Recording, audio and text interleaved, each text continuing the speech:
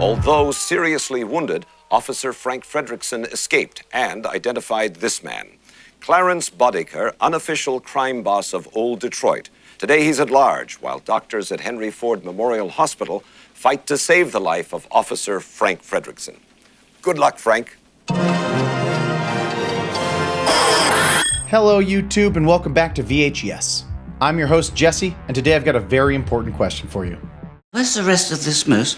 Not that. Whoever told you that you could work with men? Not that. Did I urinate on your rug?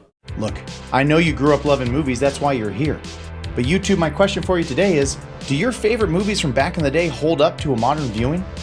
Are you still laughing? Are you now cringing? Are we all snoring? And a quick reminder before anyone gets ornery, we at VHS are not here to flame or dismiss your favorite old movies. We're here to celebrate their best qualities and laugh at their worst. If you enjoy the video, make sure to hit that like button and subscribe to the channel.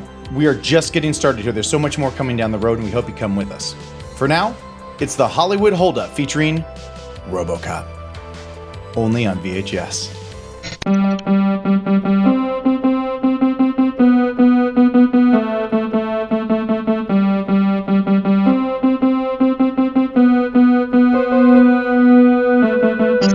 Before we get started, let's all say a big hello to producer Craig, who has promised to let me out of this room one day. Hey, Craig. What's up? From out of town? Released in 1987, RoboCop was written by Edward Neumeier and Michael Miner. Directed by certified madman Paul Verhoeven, RoboCop is the movie that finally gets Verhoeven into making science fiction, leading to his 90s classics Total Recall and Starship Troopers. The film stars Peter Weller and a host of incredible character actors who never get their due. So they're gonna get it now. Nancy Allen plays Officer Ann Lewis. She's the heart of the movie. Robert Doquey brings immense compassion and dignity to Sergeant Reed. He is my favorite 80s movie police chief type. Listen, pal, your client's a scumbag. You're a scumbag, and scumbags see the judge on Monday morning. Now get out of my police station and take Laughing Boy with you. Kurtwood Smith is gang leader Clarence Boddicker, who is pure evil yet somehow more relatable than Red from that 70s show. Paul McCrane is an absolute scene stealer as Emil, especially at the end. Yikers.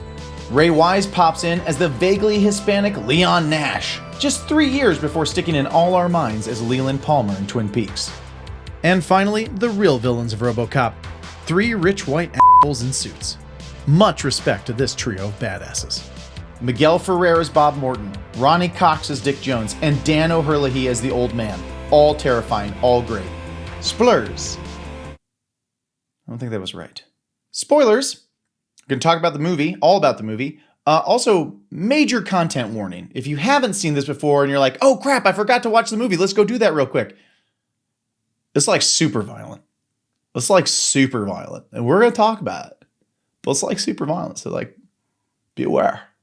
Spoilers. And now, the plot behind the plot. Everyone knows this movie's about a cop who almost dies and comes back to life as a RoboCop. It's in the title. It is the title. But what's the plot behind the plot?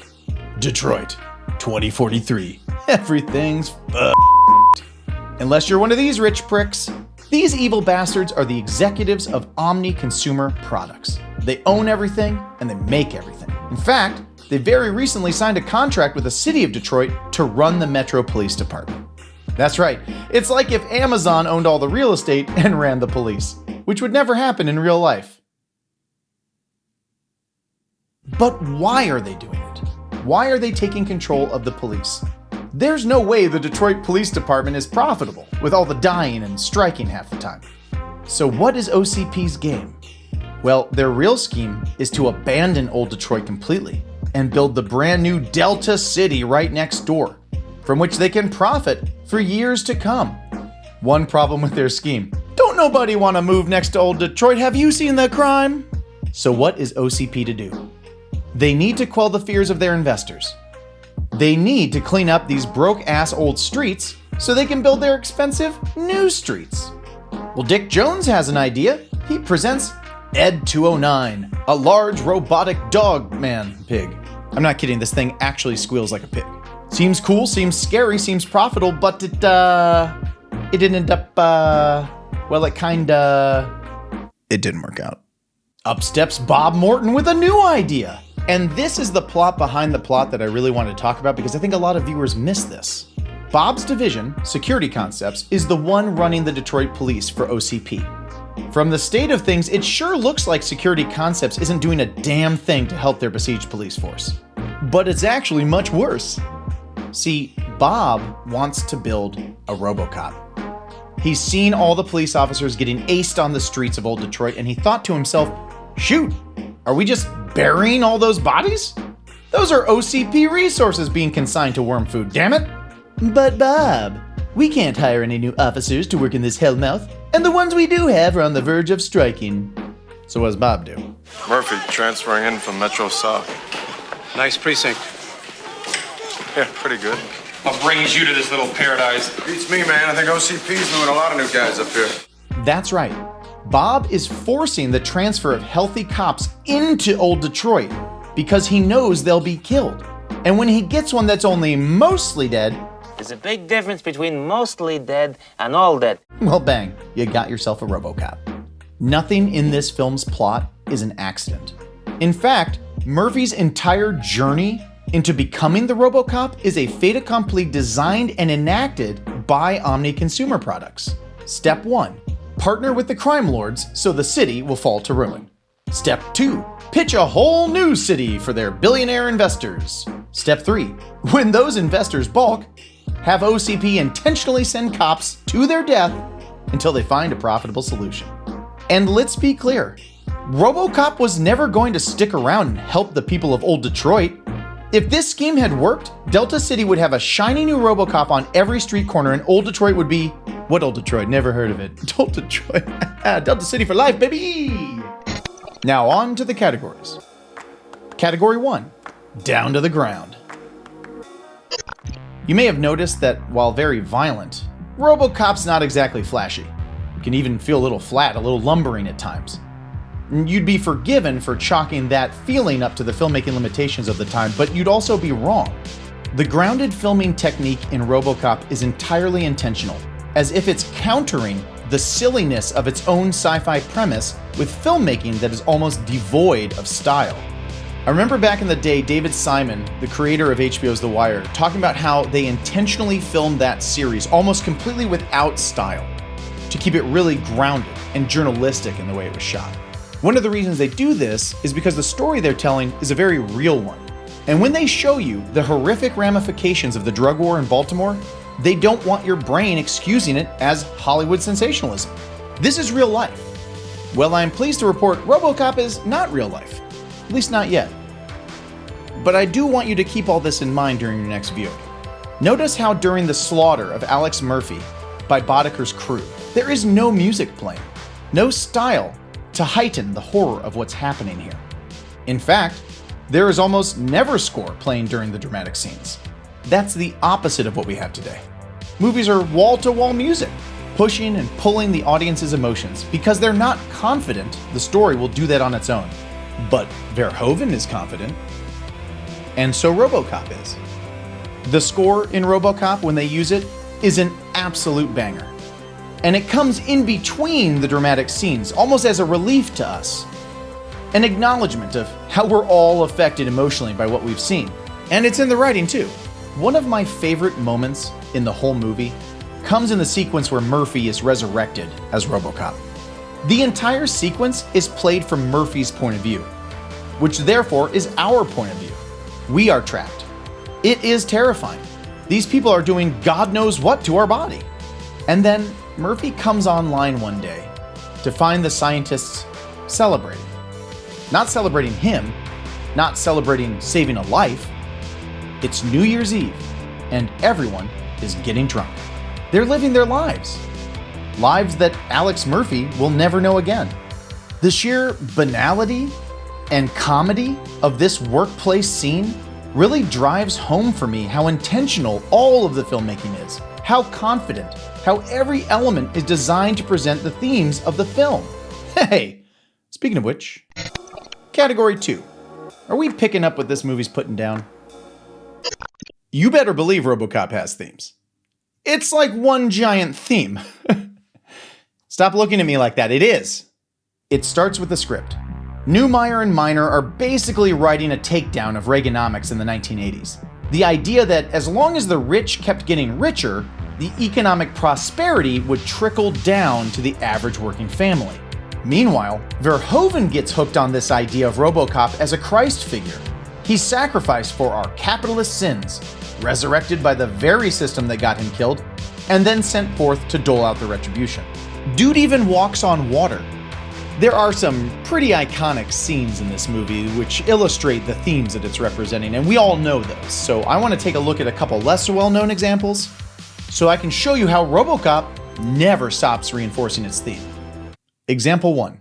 Rosencrantz and Guildenstern are dumb. For anyone who's not familiar, Rosencrantz and Guildenstern are these two dopes from Hamlet that kind of mill about in the background observing shit. Okay, it's more than that, but we're not gonna go read Hamlet. God. Well, RoboCop has some guys like that, and they're in Clarence's crew. Here we have Cabby Hat and Ginger Nohawk abstractly discussing the trappings of capitalism. It takes money to make money. We steal money to buy coke, then sell the coke to make even more money. Capital investment, man. Yeah, but why bother making it when we can just steal it? There's no better way to steal money than free enterprise. Smoke? Nah, you know those things will kill you. Yeah. You want to live forever? To sum up, Emil is saying, I'm smarter than the system I'm in. I'm not any kind of sucker. And Cabby Hat goes, oh, wait a minute, what about those cancer sticks that you're sucking down? And Emil basically goes, what are you gonna do? If you ask me, that says a lot about us, then and still today. Example number 2. Can't you read the sign? We're gonna do this with stills because the scene can definitely be upsetting. Just know, if you haven't seen the movie, RoboCop totally saves this lady in time and whacks the bad guys. Go, Robo! This woman is about to get robbed, assaulted, and then murdered by these two random old Detroit scumbags. And what do we see taking up the background of several shots in this sequence? Why, it's OCP's billboard promoting Delta City, the new city. The city built to replace old Detroit, where all your American consumer dreams can come true. The powers that be are selling a new future, while this woman's future is about to disappear. Until one human, yes, human, driven to do the right thing against all odds, steps in. Now hold tight. This is where you're really going to be impressed by this movie. Notice how the slogan on the billboard reads, "The future has a silver lining." That starts as a metaphorical dig at this poor lady who's about to die. But then the meaning changes when RoboCop saves her and she embraces him in front of the billboard. The future does have a silver lining, and he's standing right here. So what began as the system mocking the suffering of humans ends with a symbol of hope returning to their lives. Whew. That is some deep dish theme action, especially for a movie that most people think of as simply the revenge of a violent trash can. Category 3. Oops, your 80s is showing. Example number 1. Nice tracker you got there. Okay, you're gonna love this. Check out this really bad prop in the middle of RoboCop. Yes, I understand. Not the RoboCop. You can check his exact location at all times with one of these. Oh God. Now I picked a little bit of an awkward frame because the light is not glowing here, but you can see that in the middle of that, they've carved a hole into this box and put an LED in there. That's the thing that's gonna blink to show RoboCop's location. But that's gotta be able to move as RoboCop moves, right? Like, so it follows RoboCop. This thing ain't moving. This thing ain't a screen. This is carved out of wood or soap or something. This is a scout project. Look at the bottom. It's like wrapped in duct tape and then sat on? What even is this prop? And the really funny part is, at the end of the movie, they bring it back, but they figured out how to make the real screen? So what? Why? Number 2, why does it squeal like a pig? Friends, we need to have a difficult conversation about Ed 209.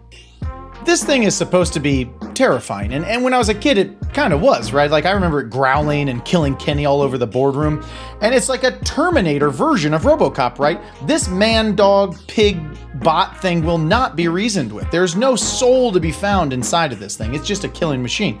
That's scary. Only problem is, it's a really big prop, and it's 1987, and there's no way to make this stuff move. So they do a little stop motion here, right? Which we all love. It's classic. I know it's not looking at like modern CG. It doesn't like hold up in the sense that like that's really what it would look like to see this thing move. But we can put ourselves in a time of filming where stop motion was the way to get it, right? So fine. Little stop motion. I'm not mad at that. I'm mad at that. We're gonna back it up. There's even more, but I'm gonna back it up. This is where I get a little upset. The rocket fires and then the reverse. Damn it. Just damn it. It's a lamp. It's a chair. It's not a moving, killing thing. Little more. Okay, that's cool, right? All the bits move, and that looks cool. And then we're gonna run away from. Why are we running? It can't move. Ed 209. It's designed for urban policing. What are urban areas full of? Buildings. What do people use inside of buildings to go up and down? Elevators. Shut up. What do poor people in bad old Detroit buildings that don't have elevators use? They use stairs. They go up and down stairs. So if you're gonna build a robot man-dog pig thing to police your urban area, naturally, it's awesome at going up and down stairs. Look, RoboCop Certified. All this thing has to do is come down the stairs and gonna, I don't know, sit on him, rocket him some, but here we go. The first step's tricky. You got it. You got it. You're a confident man, dog, pig thing. You can do this.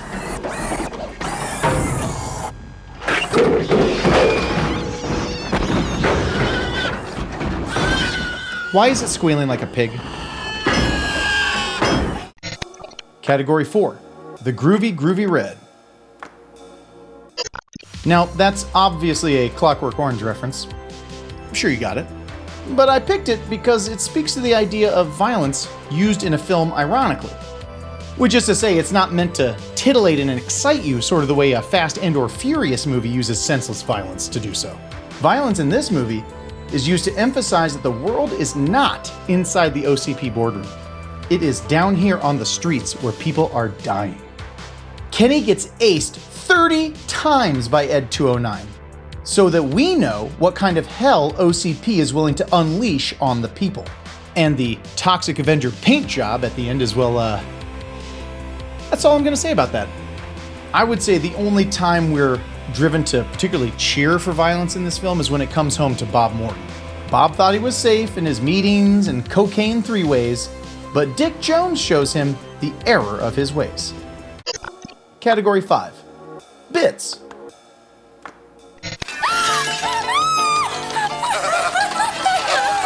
Happy birthday, babe. She's from me.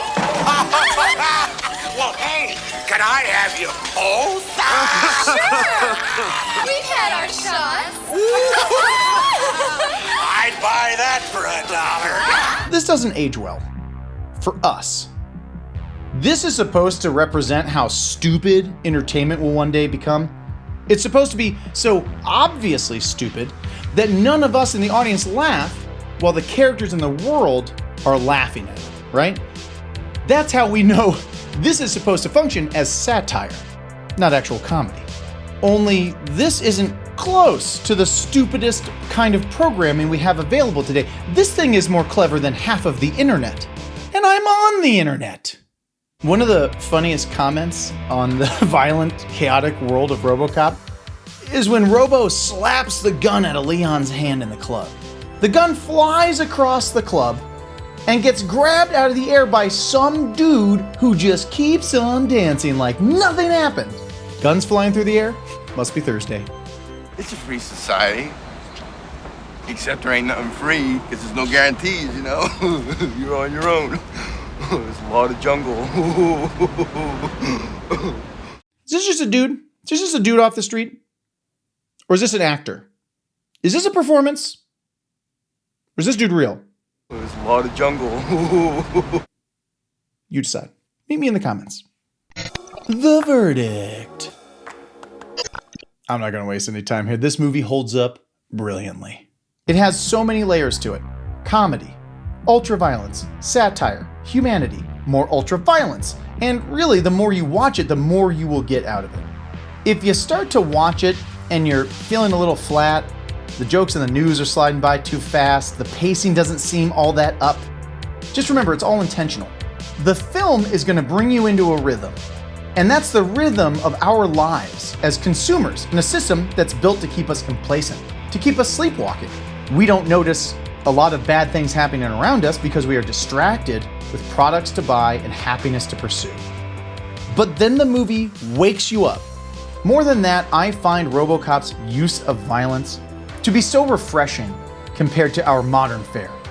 It's actually doing something, not just selling explosions.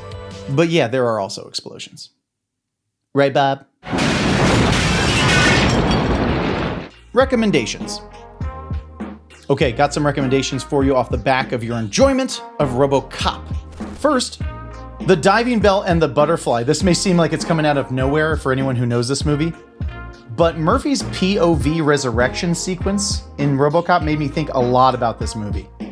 Check out the trailer and you'll see what I mean. It's a small masterpiece that's just physically affecting to live through. A Clockwork Orange. Now, I brought this up during the discussion of violence. This movie can also be very hard to watch, especially if you're sensitive to scenes of sexual violence. But it's also an incredibly successful metaphor for the battle between human and machine, or rather, between human and system. Blade Runner, the final cut. 2 reasons to recommend this here beyond it being one of the greatest science fiction films of all time. First, if you haven't seen the final cut, I recommend it as the preferred version of the film, actually. It's a little tighter than Ridley's director's cut, without losing any of the qualities that made it great. But the other fun reason to watch Blade Runner is that the co-screenwriter of RoboCop, Edward Neumeier, was working in the art department of Blade Runner when he came up with the idea. So the next time you watch Blade Runner, the final cut, just see if you can spot any design elements that you think may have been inspiring Neumeier as he started writing down his RoboCop idea. Well, there you have it. The Hollywood Holdup featuring RoboCop. I hope you had fun. I hope you get to drive a 6000 SUX one day. And I hope RoboCop 2 isn't as bad as I remember. It stinks. Until then, Go Robo! only on VHS. Take 'em home, Craig. Thanks for watching, everyone. Oh, and please like and subscribe. Check out more of our videos. Leave a comment. Or don't. You do you.